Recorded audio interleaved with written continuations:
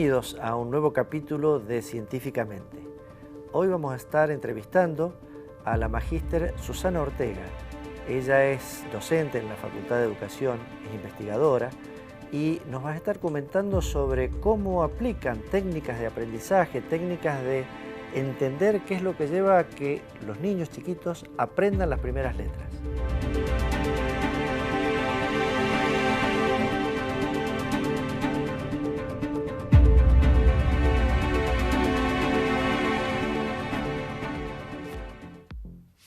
Estamos en Científicamente con la magíster Susana Ortega de nuestra Facultad de Educación de la Universidad de Cuyo. Susana, contame un poco en qué temáticas estás trabajando ahora en tus proyectos de investigación.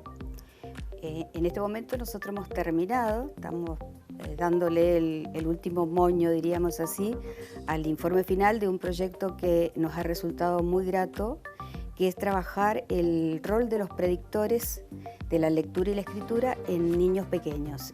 A ver, explícale a un ingeniero qué es un predictor de la lectura y la escritura, por favor. Bueno, los predictores de la lectura y la escritura se consideran que son variables o habilidades vinculadas con el niño, como puede ser su desarrollo lingüístico, en el que entran muchos aspectos, su grado de conciencia fonológica, léxica, grafémica, etc.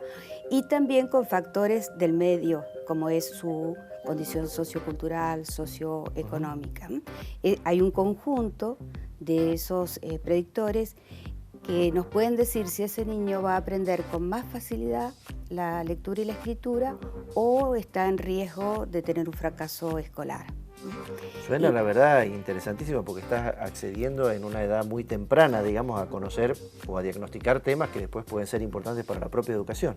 Claro, nosotros hemos tomado en este proyecto a los chicos cuando estaban en la salita de 5 años, en una escuela urbana, que es la nuestra, nuestro departamento de aplicación, y en 2 escuelas de las que la provincia llama urbano marginales y que nosotros en nuestro proyecto preferimos llamar escuelas vulnerables, y ahora en una nueva corriente se llaman también escuelas vulneradas. Y hemos seguido la trayectoria de estos niños hasta ahora, que en octubre les tomamos el post-test. O sea, cuando ingresaron a jardín le tomamos un pretest con 16 pruebas y ahora el post-test al terminar su primer grado. O sea, es un estudio directamente aplicado sobre niños en su propia realidad, digamos, en su propia realidad de aprendizaje en la escuela. En la escuela, sí. Nosotros tomamos 2 cursos control y 2 cursos experimentales para nuestra investigación, y en esos cursos experimentales aplicamos un programa de intervención didáctica que se lo dimos a las docentes del grado, las capacitamos y trabajamos con ella, incluso dimos clases nosotros como investigadora en esos cursos para desarrollar estos predictores. ¿Esto tiene que ver con las neurociencias? ¿O sí, cómo se relaciona? Tiene una parte que ver con las neurociencias y sobre todo con la neurolingüística. Un poquito para que se entendiera, yo te voy a contar un poco una historia previa, digamos. Dale. Hasta hace muchos años, digamos siglo pasado, se consideraba que había prerequisitos para aprender a leer y escribir. Y te habrá pasado a vos, como me pasó a mí, como le puede pasar a muchas otras personas, que durante años te tuvieron haciendo rulitos, grafismo y todas esas cosas, porque eso que se creía que era lo que te preparaba para escribir. Si uno hacía palotes o hacía redondelitos o hacía... Primero la psicolingüística y actualmente la neurolingüística han comprobado que esto no está realmente vinculado con el aprendizaje de la lectura y la escritura, sino que son otros factores los que intervienen. Y los aportes, sobre todo de las neurociencias, a partir del libro El cerebro lector y su traspaso al habla, cómo enseñar lengua, de Dehaene, que muestra exactamente dónde se ubica en el cerebro la caja de letras y cómo hay que archivar en esa caja de letras el aprendizaje. El aprendizaje sobre la escritura y la lectura. Exacto, entonces cambió el enfoque y actualmente ya no se habla más de prerequisitos, sino de precursores. ¿Este proyecto en sí lo están desarrollando solamente gente de educación o participa otra gente? Por ejemplo, no sé, psicólogos o... No, nuestro equipo es bastante numeroso, somos muchas, mujeres todas, Unas son profesoras de lengua, que es la mayoría, o sea, como el caso mío. Otras son terapeutas del lenguaje, porque es una parte importante también para el estudio. Y, o sea, profesoras de sordos, terapeutas del lenguaje, y una profesora de ciencias de la educación. Y las becarias son también estudiantes de la licenciatura y de la maestría, porque yo, viste que como a lo largo de la vida uno va logrando cumplir sus sueños, ¿no? Yo dirijo un equipo, ¿Una maestría? Desde hace muchos años y dirijo la maestría, y prácticamente todas las que están en mi equipo son, o ya se recibieron, como el caso de Anita Torres, que ya es magíster, 2 o 3 que se reciben este año, todas han hecho la maestría en lectura y escritura como parte de su formación. Entonces tenemos todo como muy ensamblado y tenemos todos los insumos necesarios para llevar a cabo estos proyectos con éxito, ¿no? Un poco lo contestaste, pero ¿cómo es gente de qué edades participa en un proyecto de investigación como este? ¿Es toda gente muy formada, gente más joven? Y tenemos un grupo que somos más, que llevamos años trabajando en la facultad, y tenemos gente más joven. Tenemos 3 becarias jóvenes, que son chicas muy activas, y con este proyecto que nos insumió, bueno, tanto tiempo, porque uno cuando comienza un proyecto y lo ve en el papel es una cosa, cuando lo aplicas en el aula es otra. Es otra distinta. Tomar 16 pruebas o 16 test a 105 niños nos llevó mucho tiempo. Suena muy trabajoso, pero me parece muy realista, porque estás yendo a medir directamente. Con cada niño se trabajó individualmente. Entonces capacitamos también a 10 alumnas avanzadas de la licenciatura en terapia del lenguaje para que ellas nos ayudaran a aplicar estos test. Y realmente fue una experiencia muy valiosa trabajar con gente joven que te trae otras ideas y te soluciona problemas, sobre todo los tecnológicos, los de grabación, los de audio. Así que hicimos un lindo trabajo. En este tipo de proyectos donde se involucran otras instituciones, por ejemplo, escuelas del sistema público mendocino, sí. ¿Cómo es la relación con la Dirección General de Escuelas? ¿Se puede trabajar bien este tipo de propuestas? ¿Son permeables a hacer propuestas de investigación? En general nosotros siempre hemos trabajado con la Dirección General de Escuela y no hemos tenido ninguna dificultad. De hecho, cuando nosotros nos presentamos a este proyecto, si recuerdas, esta convocatoria tuvo 2016 apertura. Al principio del 2016. Claro, sí. Fue tipo 1, tipo 2, tipo 3 y 4. Nosotros ganamos en todos, pero quedamos con el 3, que era el que tenía cofinanciación, pero para el 4 nos había dado su aval la dirección de nivel inicial de la Dirección General de Escuelas. Estamos hablando de proyectos llamados y financiados por la propia Universidad Nacional de Cuyo. Exacto. Esa era una pregunta del financiamiento. ¿Cómo se financia un proyecto de este tipo? Bueno, este proyecto de este tipo 3, tuvo la financiación habitual que da la universidad a través de la Secretaría de Investigación, que ahora no se llama más Secretaría, es CIP. Investigación Internacional y Posgrado. Bueno, está más difícil CIP, este nombre, CIP. Y nosotros tuvimos el mismo monto que nos dio el Consejo Empresario Mendocino, el CEM. Logramos interesarlo y bueno, firmamos un convenio, un acuerdo con la universidad, y ellos nos dieron su aporte económico, y nosotros como contrapartida hemos devuelto en acciones educativas también. O sea, este proyecto el año que viene se lo vamos a pasar a los jardines maternales de todo el departamento de Godoy Cruz, que en unas jornadas de capacitación en febrero, y también hemos trabajado con en el programa de líderes que ellos forman para transmitirles nuestros conocimientos. O sea, claramente la vinculación con los sectores sociales, esta idea de que la universidad se vincule con las realidades de cada grupo social, ustedes lo llevan a cabo plenamente, digamos. Nosotros plenamente, porque además siempre la contrapartida en las escuelas donde vamos es cuando termine el proyecto, o sea, para el próximo, en este caso va a ser para marzo, para las jornadas de capacitación de febrero-marzo, hacer toda la devolución del trabajo que nosotros hicimos con los niños. En las 2 escuelas de Las Heras, nosotros trabajamos con 2 escuelas de Las Heras de población muy vulnerable. Una en el Plumerillo, en el barrio Santa Teresita, y otra en el Chayao.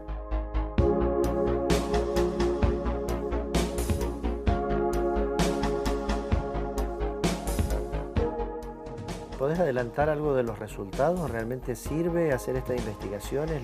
¿Les permite, imagino, mejorar las técnicas de enseñanza a futuro? Sí. A los abordajes de cómo se lleven adelante, Claro. por ejemplo, en distintos tipos de escuelas.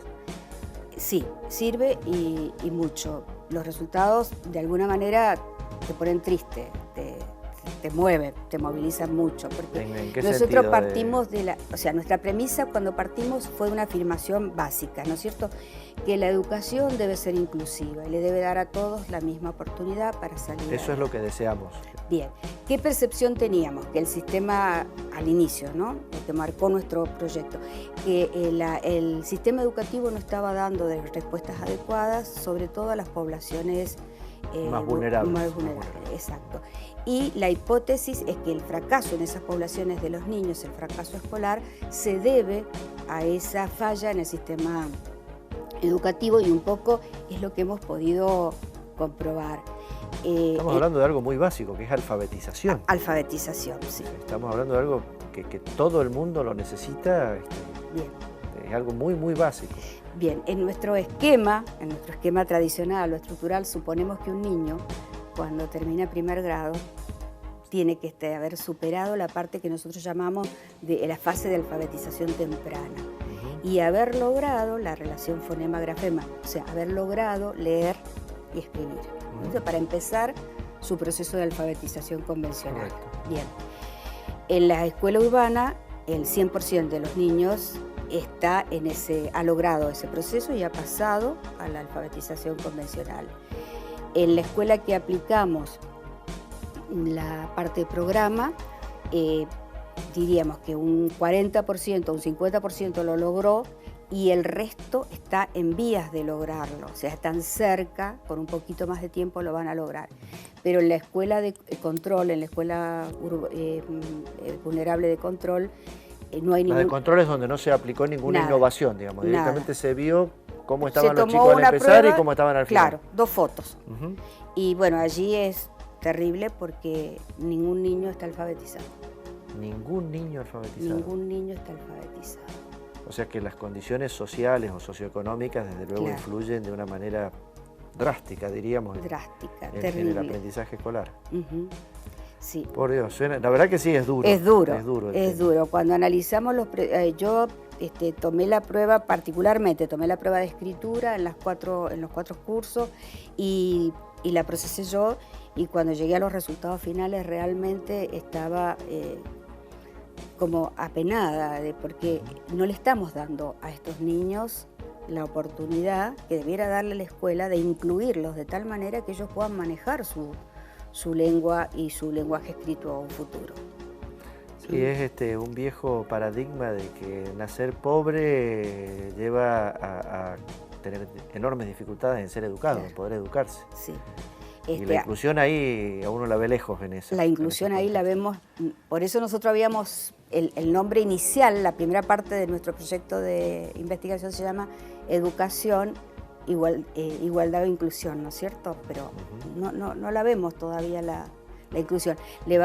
Está el impacto que ha causado en el equipo, que para la próxima investigación vamos a trabajar solo con las escuelas vulnerables para aportar más en esas escuelas, porque indudablemente en el radio urbano hay mejores condiciones.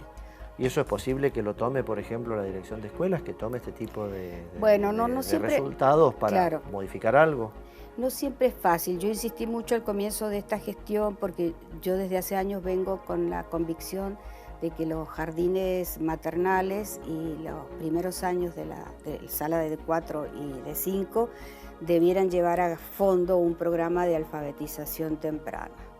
Pero los gobiernos no son fáciles de convencer, no son fáciles. Tuve muchas discusiones con Jaime Correa respecto a esto y optaron por una decisión que para mí no es la acertada.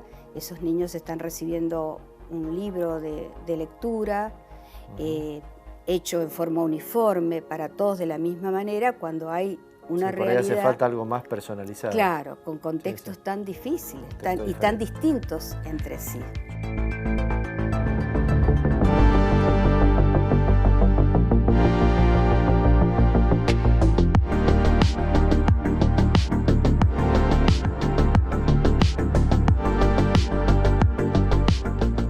Susana, vos sos licenciada en letras. Profesora en letras, sí. Profesora en letras.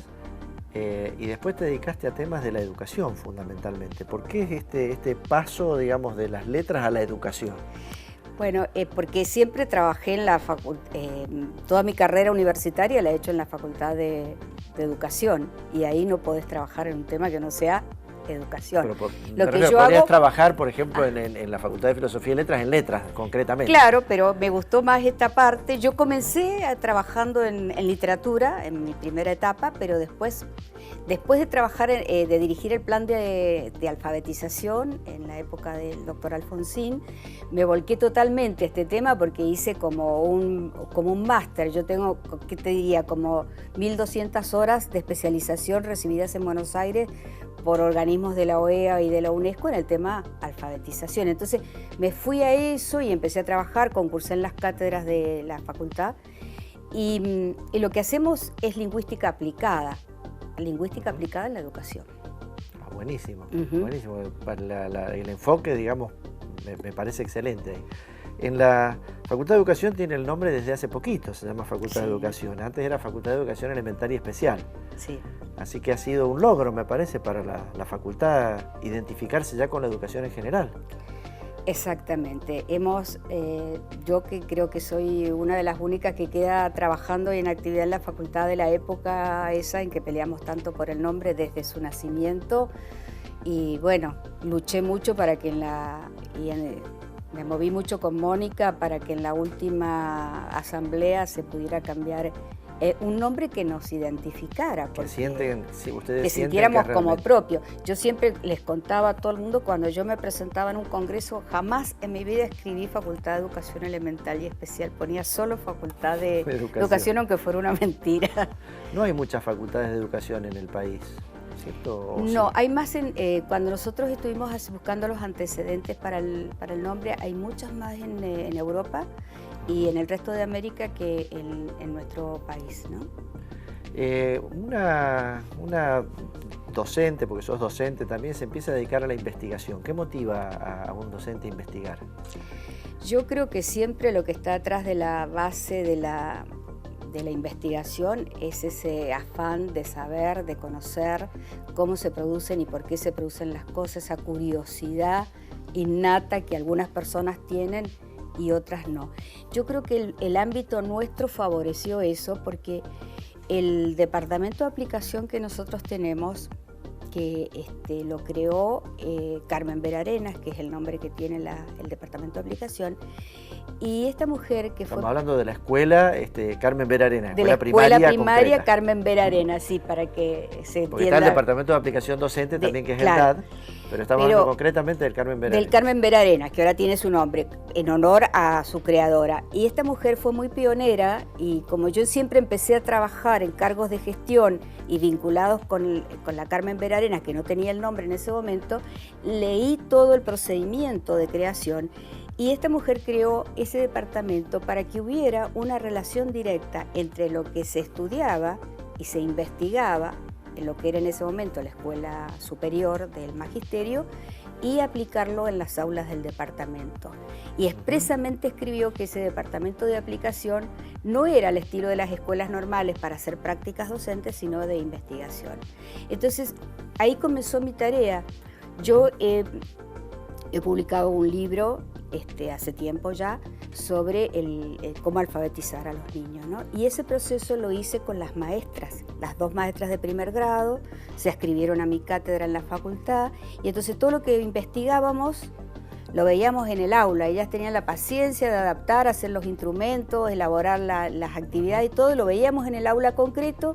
Si resultaba lo incorporábamos, si no lo dábamos de baja, pero estuvimos en este ida y vuelta hasta que logramos conformar estrategias que nos dieran resultados. Bueno, es una escuela que es un ejemplo en nuestro medio, un muy buen ejemplo, es una escuela muy deseada, digamos, mucha gente quisiera mandar. Yo tengo una anécdota que a mi hijo lo quisimos mandar ahí, no entramos en el sorteo, así que no pudo hacer después pudo entrar ya a la secundaria, pero en la primaria no pudo entrar a Carmen Vera Arenas. Claro, porque aparte como es una escuela experimental, son salitas con nada más que 25 niños y 2 turnos, es una escuela reducida, pequeña, sí. Pero ahí surgió esto de la investigación y después también el impulso de María Victoria cuando llegó a la facultad, ¿no? Sí, estamos hablando de María Victoria Gómez de Erice, que fue decana de la facultad y también fue rectora de la Universidad Nacional. Cuando María Victoria llega a la facultad, empieza a decir como acá no hay investigaciones fuertes, empieza a crear equipos y ahí partimos. En ese momento yo partí con ella en un equipo de investigación que éramos 16, porque investigábamos cómo internalizaban los niños el esquema narrativo, en niños de escolaridad común, en ciegos, en débiles mentales y en niños sordos. O sea, que era un equipo de 16 personas, que ahí sí había psicólogos, había lingüistas, había especialistas sordos, de ciegos, de débiles mentales y demás. Y la investigación es una carrera de toda la vida. De toda la vida, no termina. Yo creo que el investigador, además, de alguna manera el investigador no para en ningún momento porque siempre está pensando, no sé, cómo resolver algo, cómo encarar este otro tema, cómo... Sí, es cierto eso. ¿Y qué palabra caracterizaría o qué virtud caracteriza al buen investigador? ¿Qué tiene que tener? Además de la curiosidad esta que vos mencionaste, de las ganas de aprender. De las ganas de aprender. Yo creo que un investigador tiene siempre, esto se lo digo siempre a mis chicas, como le digo yo, a mi equipo, ¿no? Que tiene que ser muy sistemático y muy ordenado, porque el mal registro de un dato te lleva después a interpretación. A una conclusión equivocada. O cuando estás trabajando te das cuenta que debías haber registrado tal otra cosa. Entonces uno tiene que ser muy minucioso cuando hace su plan de trabajo y muy ordenado y muy sistemático para consignar todos los datos que se obtienen de lo que está trabajando. Sí, de la realidad donde uno está midiendo, más en este tipo de proyectos que son proyectos de índole social y que son, hasta diría, difíciles de repetir, digamos. Claro, que vos estás con una población que son niños, son personas, y estás en ese momento con ellos y después ya no estás, entonces tenés que tomar todos los datos y registrarlos minuciosamente. Nosotros en este proyecto hemos grabado todas las sesiones con los niños. Uno de los precursores que estudiamos, que es uno de los precursores, vos me preguntaste qué eran, yo te voy a decir cuáles estudiamos nosotros. Nosotros estudiamos conciencia fonológica, que la dividimos en varias pruebas porque entra la conciencia léxica, o sea, saber que una palabra es una unidad, la conciencia silábica, sonido inicial, sonido final, la intrasilábica con las rimas. Y estudiamos también la velocidad de denominación, porque la conciencia fonológica está relacionada con la capacidad de leer más rápidamente, hacer la identificación fonema-grafema. Y la velocidad de denominación está vinculada con la fluidez lectora. Tomamos también conocimiento alfabético y tomamos movilidad enunciativa, que es un tema que lo trabaja Iván Darrol, que es honoris causa de nuestra universidad, que tiene un programa de prevención del fracaso escolar tomando este tema de la movilidad enunciativa. Bueno, las pruebas de movilidad enunciativa, era lo que te iba a contar, volviendo a ese tema, nos insumían por niño unos 15 minutos grabando, porque el niño tenía que contar una historia. Esa historia se la cuenta al investigador que no lo está viendo. Ponemos un telón adelante, una caja de teatro, el niño está de un lado, el investigador del otro, y el que va guiando al niño para que haga su trabajo es el que está filmando la sesión, ¿no? Entonces el niño tiene que, le damos a elegir unas tarjetas, unas viñetas que tienen 4 cuadros, y él tiene que armar un relato. Y lo que nosotros queremos ver en ese relato que él arma es que no señale con el dedo, o sea, que se dé cuenta que el que está atrás no lo está viendo. Porque la primer tendencia... explicarlo con palabras y no con las manos. No con las manos, no con los gestos, no decir acá hay esto, acá está lo otro. Sí, no, que para ver si es capaz de hacer movilizar los enunciados, pasar de ese enunciado del contexto inmediato. Sí, nosotros mismos, mientras ahora estamos hablando, estamos graficando con las manos. Con las manos, exacto. Bueno, ese esfuerzo enunciativo es uno de los mejores precursores de que el niño no va a tener problemas cuando adquiere el lenguaje escrito. porque cuando vos escribís, no escribís para el que está delante tuyo. No, escribís para que otro lo lea después. Lo lee después en otro algún tiempo otro contexto. y en otro contexto, exacto. Así que esas pruebas fueron muy sustanciosas y podemos ahora continuar haciendo análisis de todo tipo, o sea, qué nivel de narratividad tienen, cómo es el desarrollo de su lenguaje, si emplean muchos señalamientos odeícticos, qué vocabulario manejan, y ahí es donde se ven, en esta prueba, es donde hemos visto mayor cantidad de diferencias entre las escuelas de la ciudad, y las escuelas marginales o las vulnerables. Exacto.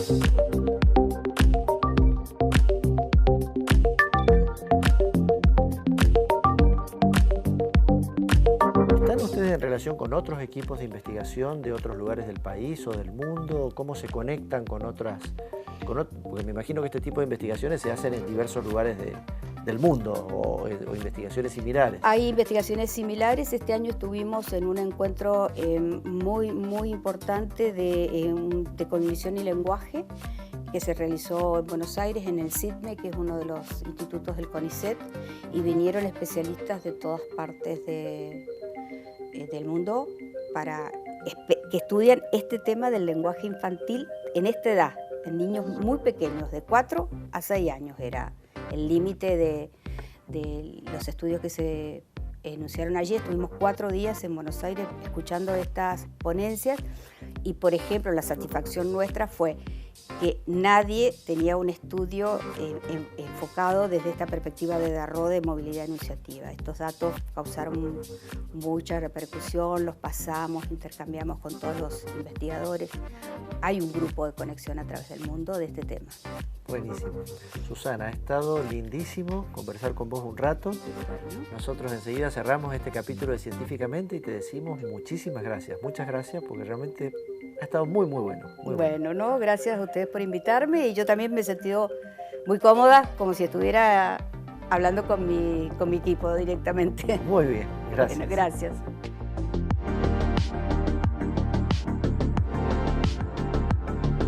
Hoy estuvimos conversando con Susana Ortega. Ella nos comentó del proyecto en el que vienen trabajando para entender cómo son los mecanismos de aprendizaje en niños chiquitos de 4 a 6 años de las primeras letras, cómo se alfabetizan los niños, esta primera alfabetización. Y con una comparación creo que muy relevante entre lo que son escuelas de la ciudad y escuelas que se llaman vulnerables o escuelas de zonas donde tienen menos o las condiciones sociales no son tan favorables para el estudio. Realmente muy importante el aporte que se hace a la primera alfabetización justamente de nuestros niños. Nos vemos en un próximo capítulo de Científicamente.